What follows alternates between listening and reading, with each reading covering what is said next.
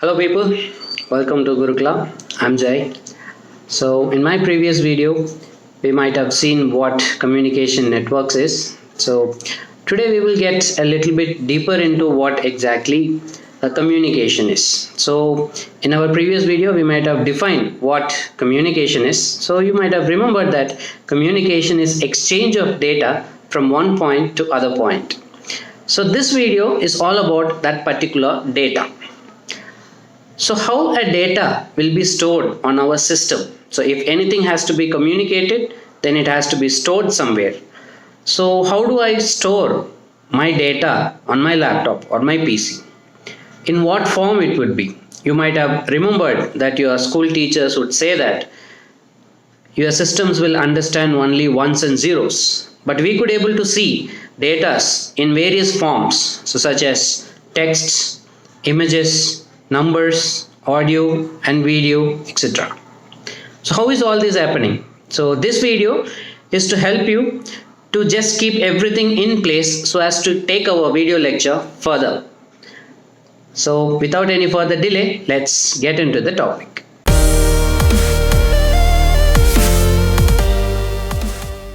Welcome back. So this video is all about overview of data communication. So, and considering the length of the video, this video is being posted as two different parts. So, this is part 1 of video where we will be discussing about what is the data and what are all the various forms that a data will have. So, in order to cover the entire topic, that is the overview of data communication, we will have to go through all these topics. So, first we will start off with a concept called data communication. Then we will be discussing about data representation. Then we will be talking about a flow of data. And finally, we will be talking about network basics. So all these 4 topics putting together will cover an overview of data communication. And data communication topic where we will be discussing these titles. So effective of data communication and components of data communication, and we will be talking about data representation where we will be discussing how various forms of data will be stored on a laptop or a PC, and finally we will be talking about flow of data where we will be talking about simplex, half duplex and then full duplex, and later on we will be discussing on the network basics.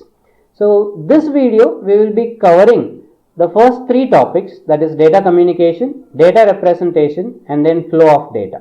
And the part 2 of this video, we will be covering network basics in detail. So that's the agenda for the part 1 and part 2 of the video on the topic overview of data communication. So first of all, let us clarify or let us throw some light on what data communication is. So first of all, what is data? So the word data refers to information that is presented in whatever the form that is agreed between 2 parties that is using the data. Here 2 parties represents either the transmitter or the receiver, or I can also use the words source and then the destination. Generally, as of computer networks or communication networks is concerned, we will adhere to the words source and then the destination. So, and every one of us will know that all the data that is stored on the system will take the form ones and zeros. And while discussing the forms of data or the representation of data, we will discuss a little bit detail of how various forms of data is being stored as ones and zeros. So that is all about the data. Now we will throw some light on communication. So as we all know that what is communication? It is nothing but that we share information from one place to other place. So depending upon the places, there are 2 types of communication. First of its type is local sharing.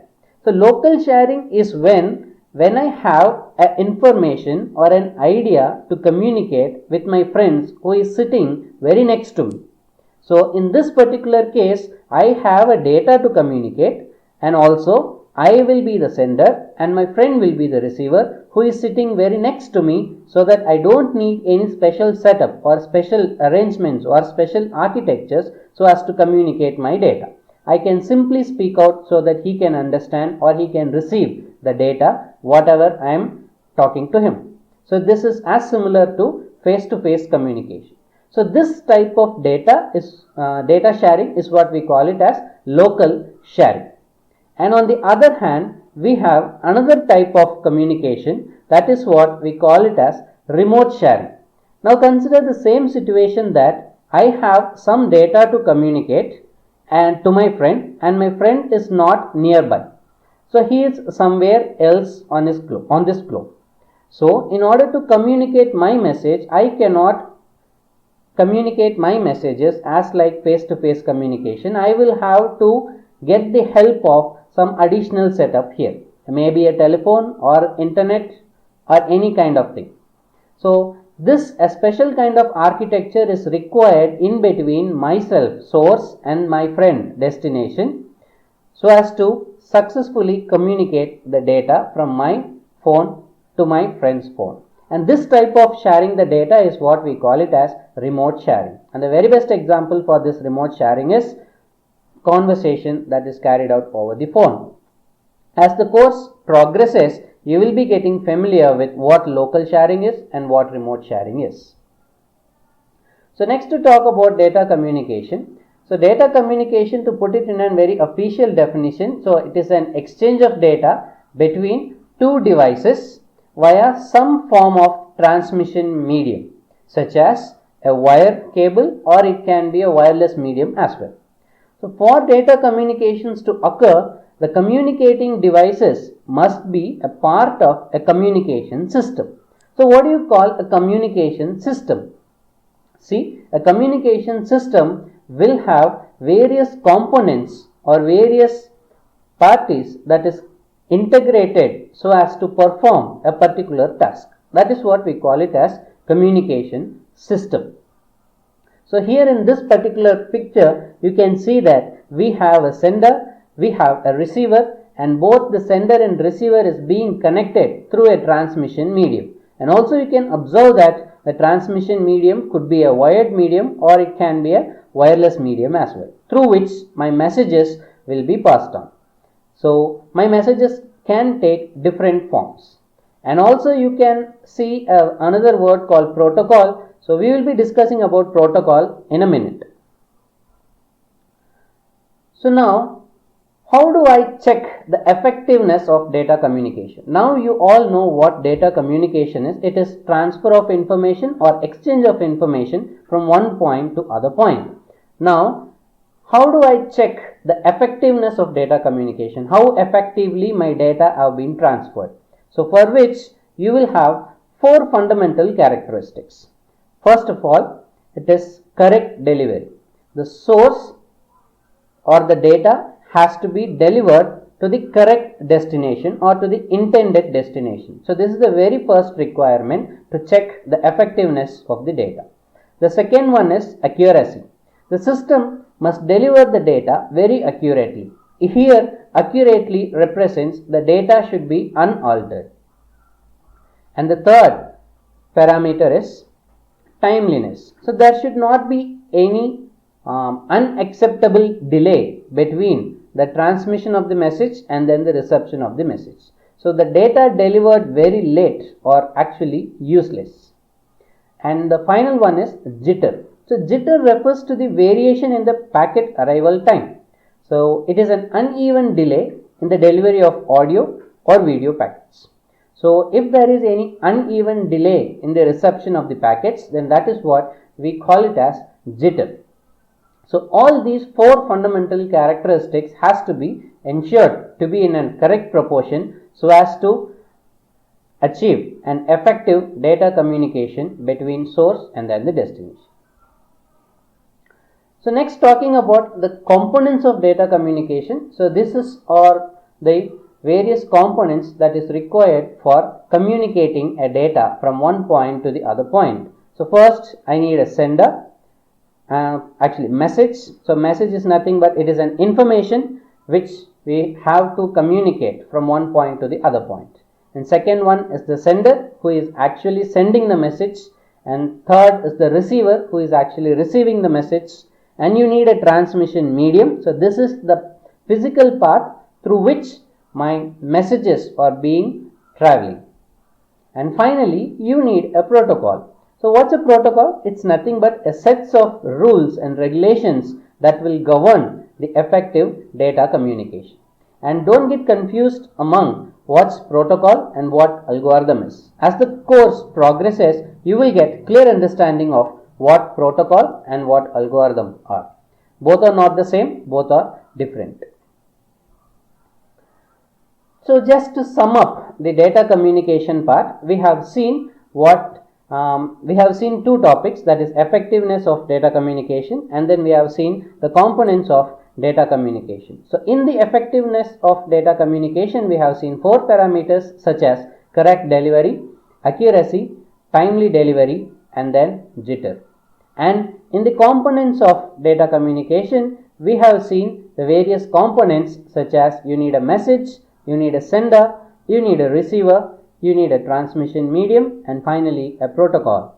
So this is all about the data communication. I hope now you will be clear about what data communication and what are all the requirements for an effective data communication and what are all the components that is involved in communicating a data.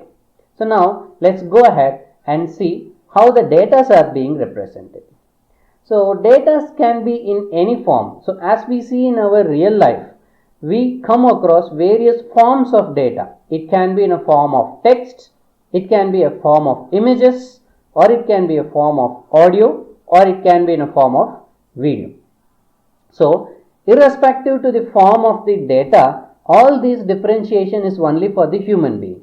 But all these types of data, irrespective to the form, my system will treat this as ones and zeros. All the informations will be stored on a system as ones and zeros. Now we will march forward and then we will see how each and every form of data is getting stored on a system.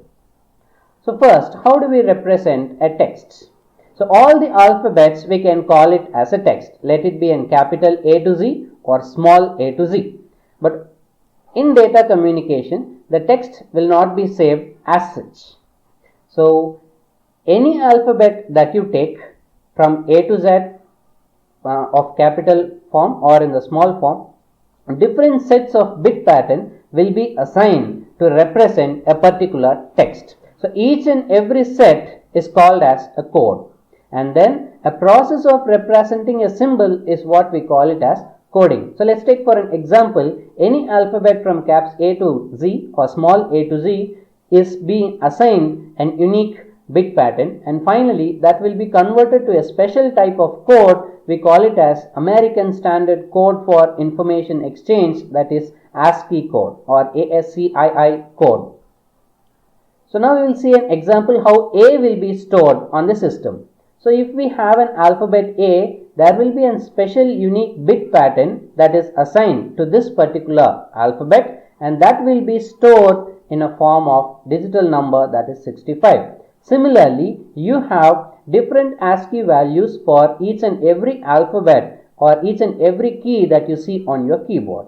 So starting from A to Z and starting from 1 to 0, each and every key that will have, and all the special characters that you have on your keyboard will have different ASCII values.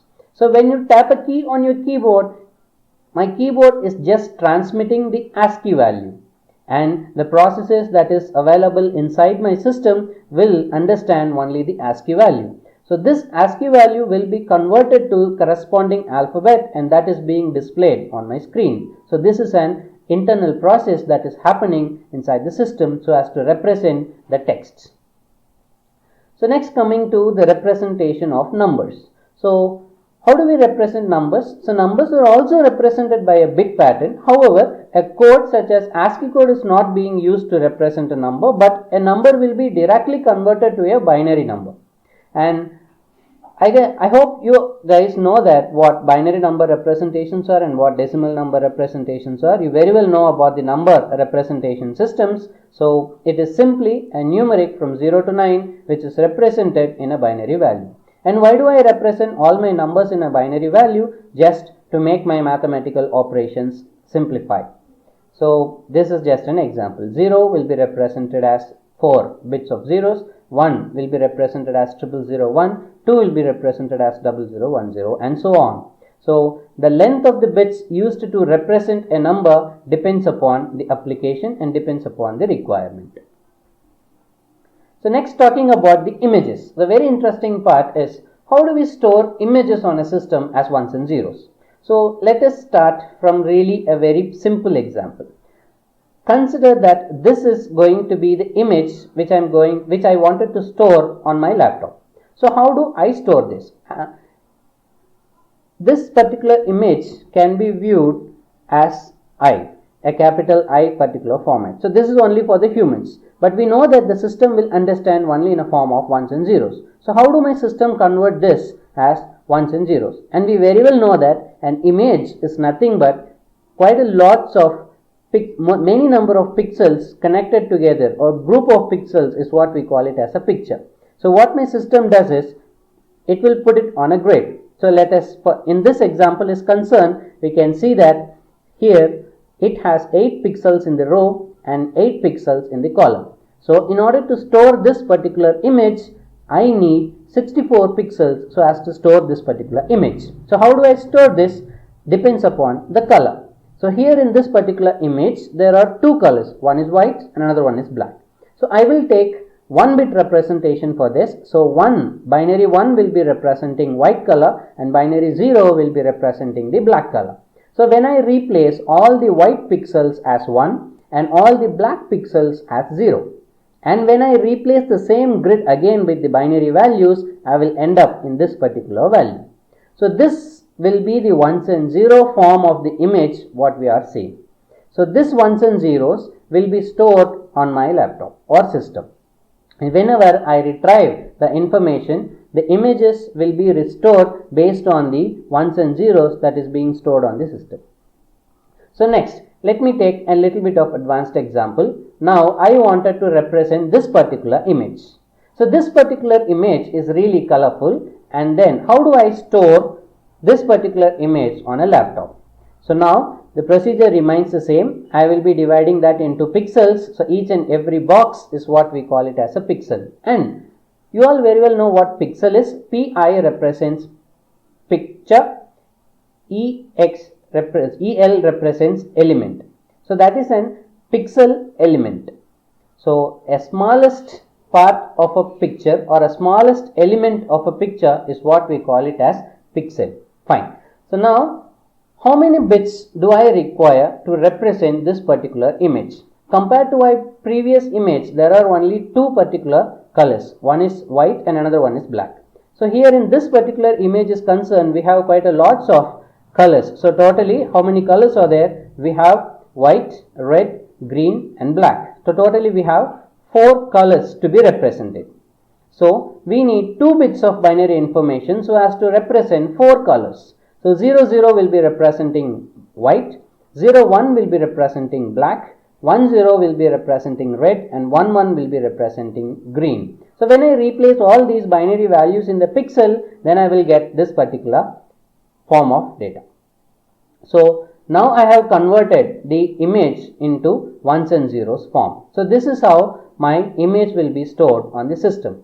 Now by considering these 2 examples, now it is very clear that the number of bits required to represent a color information of a pixel depends upon the amount of color of that particular picture. Correct. So in these 2 examples, whereas in the first case we had only 2 colors, so that it is enough to have only 1 bit. And in the second example, we had 4 colors, so we need 2 bits to represent one particular pixel. Now, how do we store this particular image? So this particular image, we cannot say that how many number of colors are there. We can really see that there are millions of colors in this particular image. So when we take a particular pixel in this particular area, this pixel will have millions of informations in it. So we cannot generally represent this particular pixel just by using ones and zeros. And similarly, just a 2-bit or 1-bit information is not sufficient to represent this particular color information. So that is the reason why we go for the color modules, which will help us to represent the colors. So here we will be using either RGB color module or we will be using CYM color module. RGB color module represents R stands for red, G stands for green, and B stands for blue.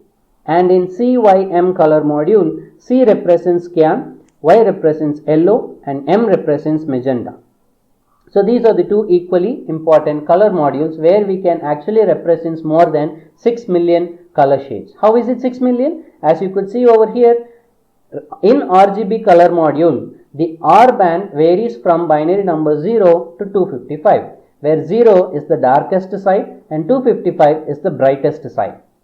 And similarly for green and then the blue. So totally you will have 256 bits to represent, 256 values actually to represent red, 256 values to represent green, and 256 values to represent blue. So multiplying all these things will take you, or it will give you a value that is somewhere around 6 million colors.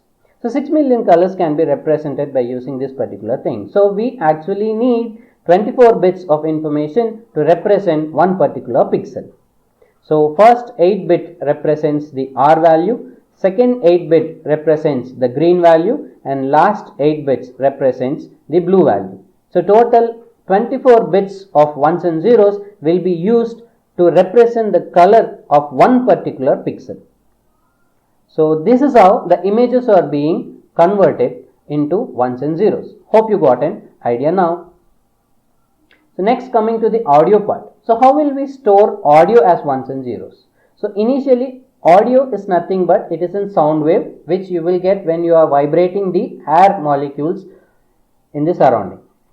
So all these sound waves will be captured by using a microphone, and your microphone will act as a transducer, and your microphone will be converting all the signals into electrical output. And all these electrical output will be in continuous signal. So we cannot store the continuous signal because all our digital systems will operate on ones and zeros, that is purely in a digital form. So we very well know that how to convert and continuous signal to discrete signal. We will be using A by D converters. So that is analog to digital converters, and the key principle behind this A by D converter is sampling, which you all very well know what sampling is, discretizing the signal at variance instant of time. So when I discrete this particular sine wave, I will be getting the discrete information of my continuous signal, and later on the amplitudes of this particular samples will be converted to equivalent ones and zeros, and that will be stored on my PC. So that is how an audio will be stored as ones and zeros on my laptop or PC. So how do I represent a video? So video is nothing but it is a combination of, or it is a sequence of images. So let us take for an example, let you see a person who is walking. The person who is walking is nothing but a sequence of information or a sequence of picture that is taken at different time interval, and then you will have an audio embedded to it, and when we multiplex or when we mix these two things, sequence of images and audio together, you will get a video, right? So a video can be simply converted as ones and zeros, and as you did for your images and as well as for your audio. So there will be a little bit of changes in converting ones and zeros to be video, and that is not the prime part of our point of discussion. So that video will be converted as ones and zeros as like you did for your images and as well as the audio. So to sum up what are all the data representations, we have seen how various forms of data such as text, number, images, audio and video, all these forms of data, how are we converting that into ones and zeros. And next, coming to flow of information. So flow of information is nothing but can be categorized into three types depending upon the movement of the information. So always the first type is the simplex form. Simplex form is nothing but movement of data is always available in only one direction. The best example which I can quote is the information that is running from CPU to your monitor. So that is what we call it as simplex way of communication. We are not going to get any information from monitor to CPU at any point in time. So the cable that is connected from CPU to your monitor will always carry information in one direction. So that is what we call it as simplex. And second type of flow of information is what we call it as half duplex. So here the communication is possible in both the ways, but only one way of communication is possible at a time. So the best example for this is the walkie-talkies that the police persons will use. Either a person can speak or he can listen. So that type of communication is what we call it as half duplex. So there will be one single link between transmitter and then the receiver. So at one point in time, either system A can transmit or system B can transmit. So both the parties cannot transmit and receive the information simultaneously. So this type of communication is what we call it as half duplex. And the third form of communication or the third form of information flow type is full duplex communication. So full duplex is possible in both the directions. So in this particular type of exchange of information, communication is possible in both the directions simultaneously. The very best example that we can quote here is our mobile communication. So here in this particular form of information exchange, both the way of communication is possible. So that is all about the flow of information. So in our computer networks, there are millions of computers that is connected together as a network. So each and every link between a system may one among this particular category, may fall one among this particular category. It can be a simplex connection, it can be a half duplex, or it can be a full duplex. And all these are just an brush up for your further lectures.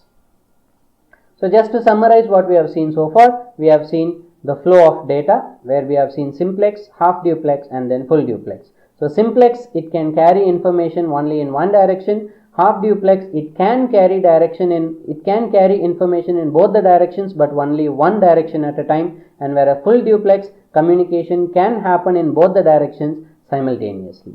So that is all about this particular video. And all the informations that I have shown to you have been taken from these particular references, and if there is any online reference, that will be mentioned in the description section, which you can carry on. And as I mentioned already, all my lecture slides will be available on my SlideShare account. So that is all about this particular video. We will continue this particular topic in my part 2. So I am going to see you in my next video. Until then, happy learning.